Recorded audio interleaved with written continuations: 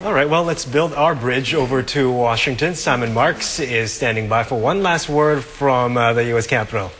Simon.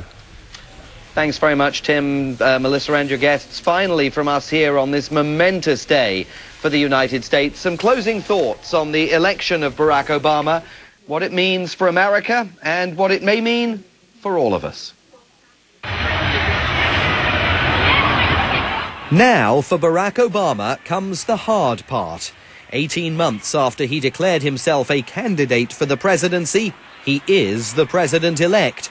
5 months after defeating the Clinton machine, he is the new face of leadership for the Democratic Party. My fellow citizens. And just 77 days from now, he will move into the Oval Office and inherit, well, what an inheritance. 2 wars that are draining the U.S. military, a financial crisis that is draining the U.S. Treasury, a recession that is draining the American spirit, and a changing world order that is now beginning to challenge the assumption that America really is the indispensable nation.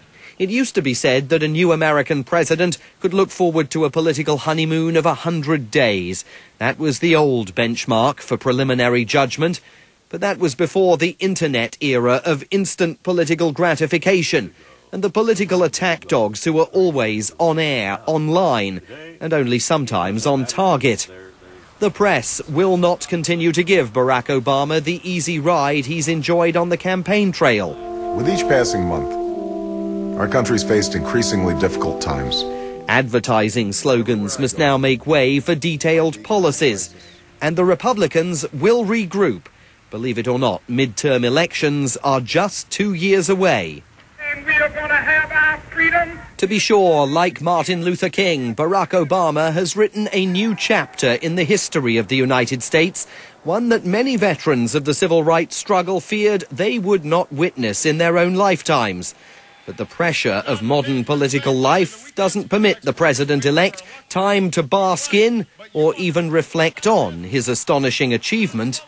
Already, the clock is ticking on a presidency that has not yet begun. Barack Obama has done more to energize young Americans, African Americans, and political cynics than any leader since John F. Kennedy. And arguably, he may have eclipsed John F. Kennedy's achievement. But the work at hand now is governing, a process that can alienate just as easily as it inspires.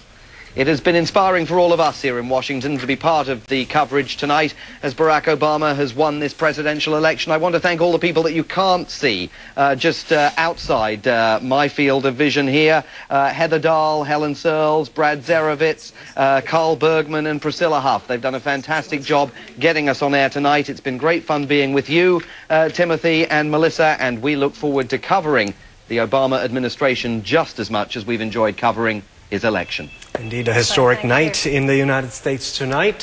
Simon Marks, thank you very much, Nina Verghese and the entire team and their guests in Washington. Thank you very, very much. And we will be continuing to watch and monitor the events that are happening in the U.S.